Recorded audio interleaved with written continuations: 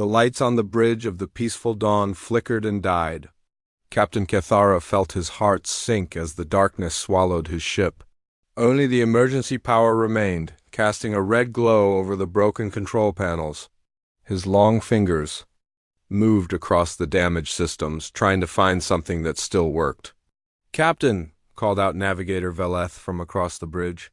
Her voice shook with fear. "The Vex ships are closing in. We have maybe 10 minutes before they reach us." Cathara closed his large eyes and took a deep breath. His people were dying. The life support systems had failed on 3 decks already.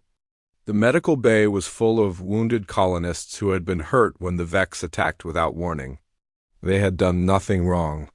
They were just trying to find a new home among the stars. The Zephyrians were a peaceful race. They had never built weapons of war. Their ships were made for exploration and trade, not fighting. When the Vex Confederation demanded they surrender their colony ship, Cathara had tried to talk to them. He had offered to share their resources. He had begged them to let the children go. The Vex had laughed and opened fire. "How many of our people are left?" Cathara asked his crew.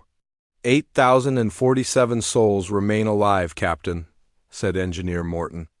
His blue skin was pale with exhaustion. "But the air recyclers are failing. Without power, we have maybe 6 hours of breathable air left." Cathara looked out at the stars through the cracked viewing window. Somewhere out there, other ships moved between worlds. Other species lived and laughed and raised families, but none of them would help. The galaxy had rules. The strong took what they wanted from the weak. That was how things worked. "Sir," said Communications Officer Zareth, "I still have power to the long-range transmitter. We could send out a distress call." "To who?" asked Veleth. "The hegemony won't help us. The Trade Federation will just watch and count profits. Everyone is afraid of the Vex." Cathara nodded sadly. She was right. They had already tried calling for help when the attack began. The responses were all the same. "Too dangerous. Not their problem? Sorry for your loss," but then he thought of his daughter Lyra. She was only 12 cycles old. She was hiding in the shelter decks with the other children, scared and asking why the bad aliens wanted to hurt them. He couldn't give up. Not while she still needed him. "Send the call on all frequencies," he told Zareth. "Emergency channels, trade routes, exploration bands, send it everywhere, even into the quarantine zones?" Zareth asked with surprise. Cathara paused. The quarantine zones were areas of space that most civilized species avoided. Strange things lived there, dangerous things. There were stories about the creatures that came from those dark regions. Most aliens called them Deathworlders. "Yes," he said finally, "even there. Someone has to care about innocent lives." Zareth's fingers moved over her controls. The message began broadcasting across the galaxy. It was simple and desperate. "This is Captain Cathara of the colony ship. Peaceful dawn. We are under attack by the Vex Confederation. Our defenses are gone. Our people are dying. We have children aboard, families. We are peaceful colonists seeking refuge. Please, if anyone receives this message, help us. We have nowhere else to go." The message repeated over and over, sent out into the cold emptiness of space. Cathara knew it was probably useless. Who would risk war with the Vex to save strangers? Who would care enough to fight for people they had never met? Far away, on the edge of human space, the signal reached a listening post on Luna. Communications Officer Lisa Martinez was drinking coffee and monitoring the quiet night shift when the alien transmission came through her speakers. She nearly dropped her cup when she heard the fear in the unknown voice. "This is strange," she said to herself. The signal was coming from outside known space. The translation software worked hard to convert the alien words into English. When it finished, Lisa read the message 3 times before she believed it. She reached for her emergency communicator. "Admiral Sullivan, please respond. Priority Alpha." The reply came back quickly. Admiral Jack Sullivan had been awake anyway, reviewing fleet reports in his office. "What is it, Martinez?" "Sir, we just received a distress call from unknown aliens. They say they're under attack and have children aboard. They're asking for help from anyone who can hear them. There was silence on the channel for a long moment. Then Sullivan's voice came back, hard and cold. "Send me the full transmission. And wake up Captain Blake. Tell him to prep the Third Fleet for immediate deployment. Sir, these aliens aren't from any species we know. They could be dangerous. They could be lying." "Martinez," Sullivan said quietly. "They have children. They're asking for help. That's all I need to know. Send the message." Back on the peaceful dawn, the lights went out on another deck. More of Cathara's people were dying in the darkness. The Vex ships were getting closer. Soon they would board and kill everyone left alive, but somewhere in the deep black of space something was stirring. The sleeping giants of Earth had heard the call, and they were not happy about what they learned. Captain Ryan Blake was sleeping when the alarm rang through his quarters. The sound cut through his dreams like a knife. He rolled out of bed and was putting on his uniform before his feet hit the floor. 20 years of military service had taught him to move fast when duty called. The message on his personal screen made him stop and read twice. "Emergency deployment. Unknown alien species under attack. Children involved. All ships ready for immediate jump to hyperspace." Blake grabbed his communicator and opened a channel to his bridge crew. "This is the captain. All hands to battle stations. We launch in 30 minutes. The UES Retribution came alive around him. The massive warship stretched nearly 2 kilometers from bow to stern. Its hull was thick steel and ceramic armor that could stop almost any weapon the galaxy could throw at it. Inside, 1,500 crew members ran to their posts on the hangar. Deck fighter pilots climbed into their craft. Chief Pilot Sandra Davis checked her weapons one more time. She had flown in 3 wars and never lost a wingman. Today would not be the first time. "Listen up," she called to her squadron over the "Come, we're going to help some aliens who are in trouble. Intel says they have kids aboard their ship. That means we do this right the first time." In the Marine quarters, Colonel Amanda Torres was briefing her soldiers. The men and women around her looked calm, but she could see the anger in their eyes. Humans did not like bullies. They especially did not like bullies who hurt children. "We don't know much about these Vex aliens," Torres told her troops. "But we know they attack peaceful colonists. We know they don't care about families. That makes them our enemy." Sergeant Danny Price raised his hand. "Colonel, what if they try to negotiate?" Torres smiled, but it was not a kind smile. "Then we negotiate with bullets." The Marines laughed and checked their weapons. These were soldiers from Earth, a world where everything tried to kill you from the day you were born. They had evolved from hunters and fighters.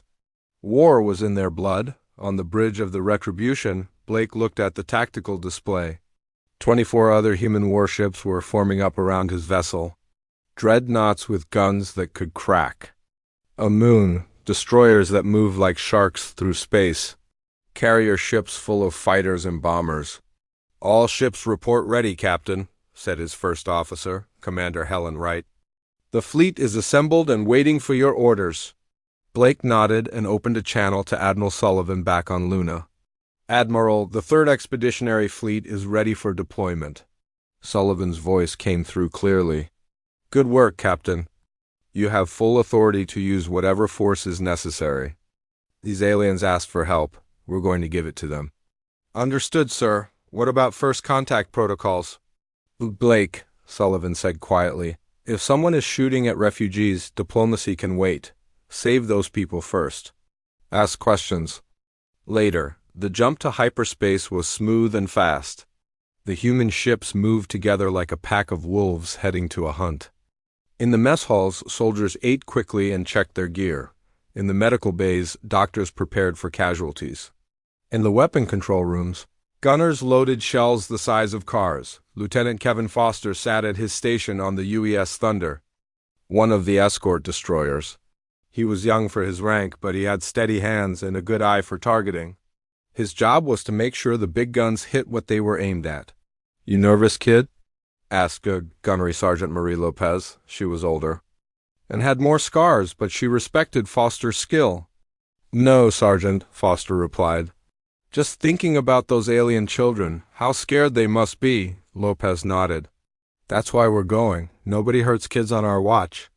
Meanwhile, far away in the Kalos system, the Vex Confederation fleet continued their attack on the helpless colony ship. Commander Thax Volume stood on the bridge of his flagship, watching his guns tear apart the alien vessel. The Zephyrians had stopped trying to run. Their engines were dead. "Sir," called his sensor operator, "I'm getting strange readings from the edge of the system. Looks like hyperspace distortions." Thax Volume barely looked up from his victory. Probably just solar wind. "Focus on the target. I want those aliens dead before anyone else shows up to claim salvage rights." The Vex had ruled their part of space for 200 years. They took what they wanted from weaker species. Nobody had ever seriously challenged them. They were used to easy victories against creatures who had never learned to fight, but space around them was starting to change.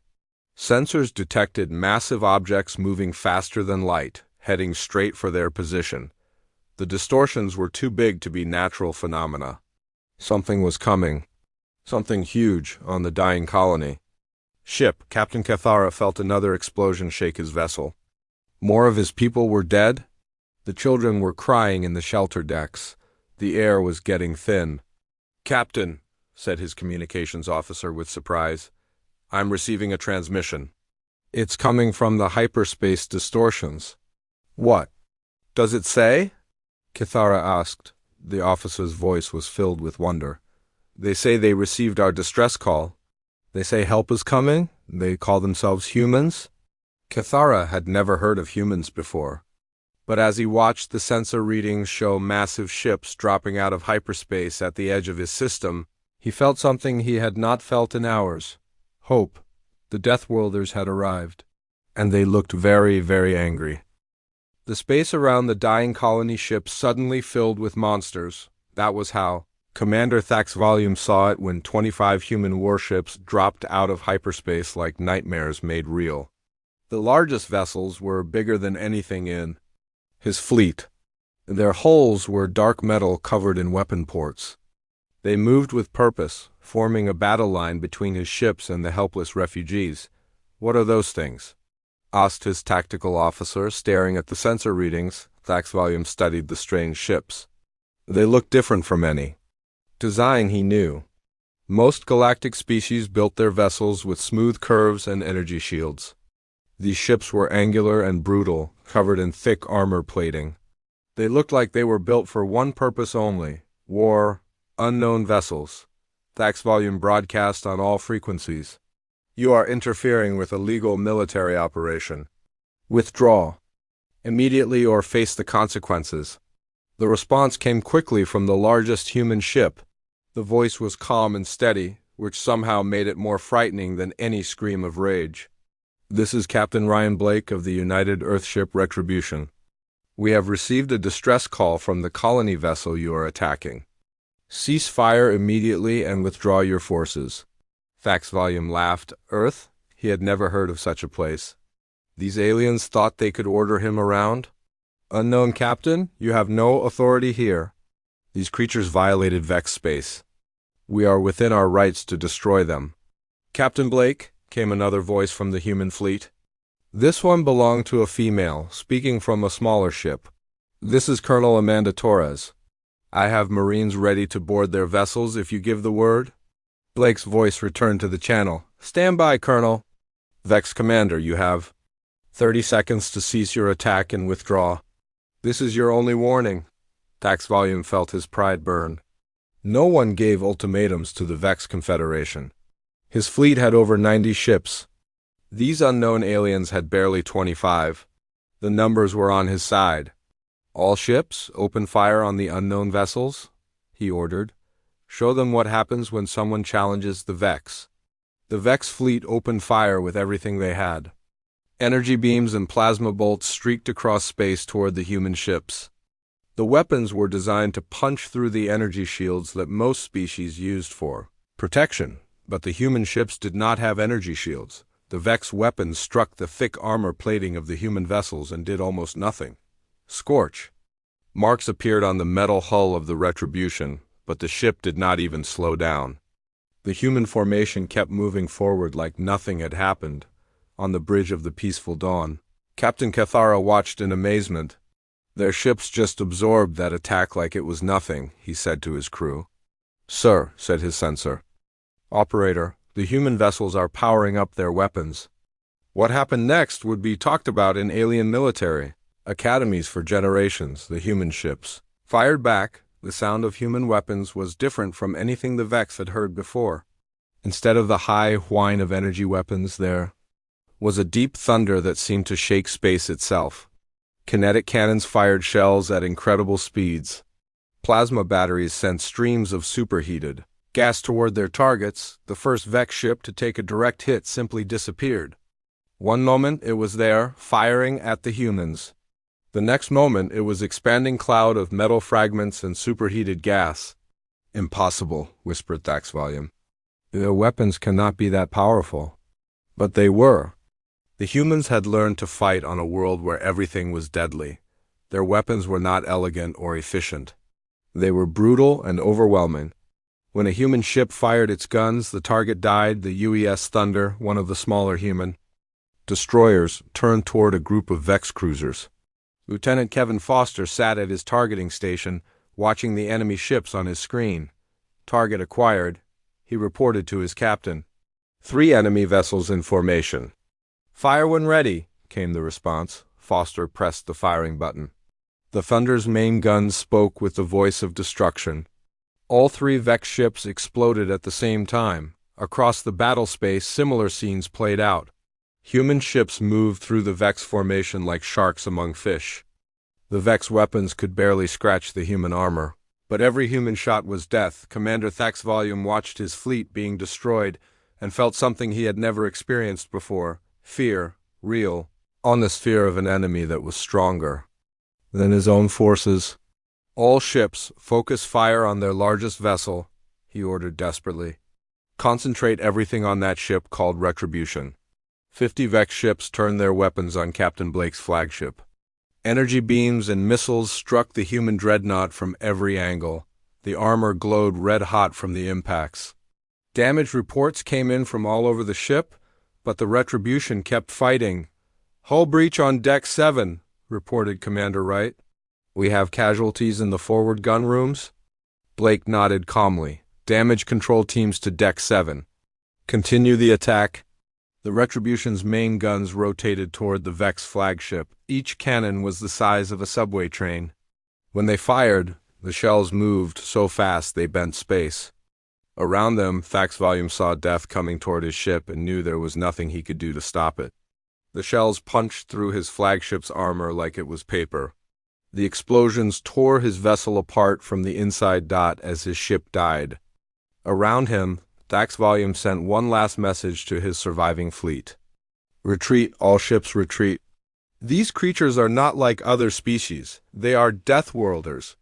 But it was too late for retreat. The humans had come to save innocent lives, and they would not stop until every threat was eliminated. The battle that had started as a massacre of helpless refugees had become something very different. It had become a demonstration of why smart species did not make enemies of Earth. The battle was not going the way Commander Thax Volume had planned. Half his fleet was already destroyed, and the human ships kept coming. They moved through space like predators hunting prey, their weapons tearing apart everything in their path. Sir, 3 more ships destroyed, reported his tactical officer. The young Vex's voice shook with fear. The humans are not stopping. They are hunting down every vessel that tries to escape. Thax Volume looked at his tactical display and felt his blood turn cold. The human ships had split into small groups. Each group was chasing down fleeing Vex vessels and destroying them one by one. These aliens did not fight like civilized species. They fought like animals. On the UES Retribution, Captain Blake watched the battle unfold with calm eyes. His ship had taken damage, but nothing that would stop him from completing his mission. The Vex had made a terrible mistake when they attacked innocent refugees. Colonel Torres, Blake spoke into his communicator, I want prisoners. Board the surviving Vex ships and capture their crews. We need information about their military structure. Understood, Captain, came Torres's reply. My Marines are ready to go. The human assault shuttles launched from their carrier ships like angry wasps. Each shuttle carried 20 Marines armed with weapons that could cut through steel. Colonel. Torres led the first wave herself, her face hidden behind a combat helmet that made her look like a mechanical demon. The shuttles crashed into the sides of damaged Vex ships and burned through their hulls with cutting torches. The Marines poured inside. Moving through the alien corridors with deadly precision, Sergeant Danny Price kicked down a door and found 3 Vex soldiers waiting for him. They fired their energy weapons at his armor, but the shots bounced off. Like raindrops, Price fired back with his rifle. The Vex soldiers fell down and did not get up. Deck 3 secure, Price reported over his radio. These aliens are not very tough. All across the battlefield, similar scenes played out. The Vex had never faced soldiers like the humans. Their weapons were designed for fighting other civilized species who used energy shields and lightweight armor against humans who wore thick battlesuits and carried heavy weapons. The Vex were helpless. Colonel Torres found the bridge of the Vex cruiser she had boarded. The alien crew looked at her with terror in their eyes. They had heard stories about Deathworlders, but they had never believed them. Now they were face to face with a creature from their worst nightmares. Surrender now and you will live, Torres told them through her helmet speaker. Her voice was distorted by the electronics, making her sound even more frightening. The Vex captain tried to draw his sidearm, but Torres was faster. She grabbed his wrist and squeezed until he dropped the weapon. The other Vex crew members threw down their guns and raised their hands in surrender. Meanwhile, Captain Blake was having his own problems. Commander Thaxvol's flagship was badly damaged but still fighting. The Vex commander had decided that if he was going to die, he would take as many humans with him as possible. All weapons, target their bridge, Thaxvol ordered his gunners. If we can kill their captain, maybe the rest will retreat. The Vex flagship fired everything it had left at the Retribution. Missiles and energy beams struck the human ship's command section. Explosions rocked the bridge and several human officers were thrown to the floor. Hull breach on the bridge level, reported Commander Wright, blood running down her face from a cut. We've lost main power to the forward guns. Blake pulled himself up from where the explosion had knocked him down. His uniform was torn and he had burns on his hands, but his eyes were still hard and determined. Switch to backup power, he ordered. I want those guns working in 60 seconds, but Thaxvol was not finished. He had one last desperate plan. If he could not defeat the humans in battle, he would ram his ship into theirs. Both vessels would be destroyed, but at least he would take some of the Deathworlders with him. All engines, full power, he commanded. Set course for their flagship. We will show them that the Vex do not die alone. The damaged Vex ship accelerated toward the Retribution like a missile. Its hull was cracked and burning, but it still had enough power to cause massive damage if it hit the human vessel. Blake saw what was happening and made a decision that surprised everyone on his bridge. Instead of turning away from the incoming ship, he ordered his helmsman to accelerate toward it. Sir, they're going to ram us, said Commander Wright with shock. No, Blake replied calmly. We're going to ram them. The two ships raced toward each other like ancient knights charging with lances. The difference was that the Retribution was built by humans who understood that sometimes the best defense was a devastating attack. The human dreadnought struck the Vex flagship head-on. But instead of both ships being destroyed, the Retribution punched through the alien vessel like a spear through paper. The Vex ship broke apart around the human hull, its pieces spinning away into space. The Retribution emerged from the other side of the explosion, damaged but still fighting. Commander Thaxvol's last desperate attack had failed completely. On the bridge of the Peaceful Dawn, Captain Cathara and his crew watched the battle end with amazement. The entire Vex fleet was destroyed or captured. Not a single human ship had been lost, though several were damaged. These humans, whispered Navigator Veleth. They fight like the old stories say Deathworlders fight. They do not know fear. Cathara nodded slowly. His people were safe now, but he was beginning to understand that they had been saved by creatures who were more dangerous than the Vex could ever be. The humans had come to help, but they were still predators from a world where only the strongest survived. As the last Vex ship surrendered to human marines, Admiral Sullivan's reinforcement fleet arrived at the edge of the system. The Admiral looked at the tactical reports and smiled with satisfaction. The Third Expeditionary Fleet had done its job well. The refugees were safe, and the galaxy had been reminded once again why most species feared the humans of Earth. The medical bay of the UES Liberty was unlike anything Captain Cathara had ever seen. Human doctors and nurses moved between beds where his injured people lay recovering. The aliens worked with gentle hands and kind voices, treating Zephyrian wounds with care that seemed impossible from the same species that had just destroyed an entire fleet.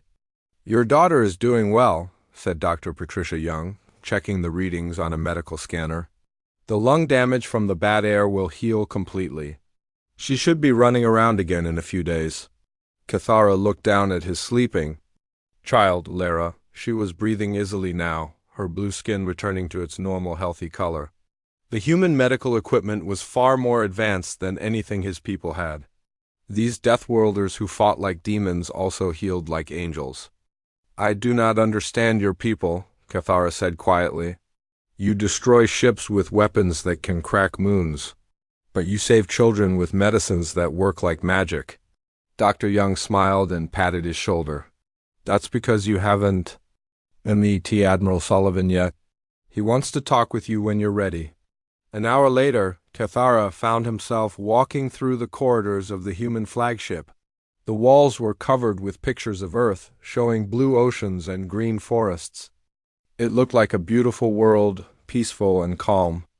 Nothing like the planet that could produce such deadly warriors. The doors to Admiral Sullivan's office opened automatically. The human leader stood up from behind his desk, and Cathara was surprised by what he saw. Sullivan was older than most of the other humans, with gray hair and kind eyes. He looked more like a teacher than a military commander. "Captain Cathara," Sullivan said, extending his hand in the human greeting gesture. "I'm glad to meet you. How are your people doing?" "They are recovering, thanks to your doctors," Cathara replied, carefully shaking the human's hand. "Admiral, I must ask you something. Why did you help us? We are strangers to you." "Our races had never met before today." Sullivan gestured for him to sit down in a comfortable chair. "That's a good question. The simple answer is that you asked for help and you had children in danger. For humans, that's enough. But you risked your ships and your people's lives. For us, the Vex could have destroyed your fleet." Sullivan laughed, but it was not an unkind sound. "Captain, I appreciate your concern, but the Vex were never a real threat to us. What you saw today was just a small patrol force. The Third Expeditionary Fleet is one of our smaller units." Cathara felt his heart skip a beat. "Smaller units?" "Earth maintains over 300 fleets like the one that saved you," Sullivan explained calmly. "Each one has more ships than what you saw today. And that doesn't count our home defense forces, which are much larger." The Zephyrian captain stared at the human admiral in shock. The fleet that had completely destroyed the Vex was just a tiny part of humanity's military power. He tried to imagine 300 such fleets and failed. The numbers were too large to understand. "Your species," Cathara said slowly, "you could conquer the entire galaxy if you wanted to." "We could," Sullivan agreed. "But we don't want to. Conquest is not our goal. Protection is. I don't understand." Sullivan stood up and walked to a window that showed the stars. "Captain, humans evolved on a world that tried to kill us every day. Predators, diseases, natural disasters, wars between our own people. We learned to fight because we had to. But we also learned something else." "What?" "We learned that the strong should protect the weak, that families should be kept safe, that children should never have to face monsters alone." Sullivan turned back to face Cathara. "When we heard your distress call, we didn't think about politics or trade agreements or territorial claims. We thought about scared children asking why bad people wanted to hurt them." Cathara felt tears in his eyes. So you came to help strangers. We came to help people who needed help. It doesn't matter if they're strangers. As word of the battle spread across the galaxy, different species reacted in different ways. In the Hegemony Council chambers, alien diplomats spoke in hushed voices about the complete destruction of a Vex fleet.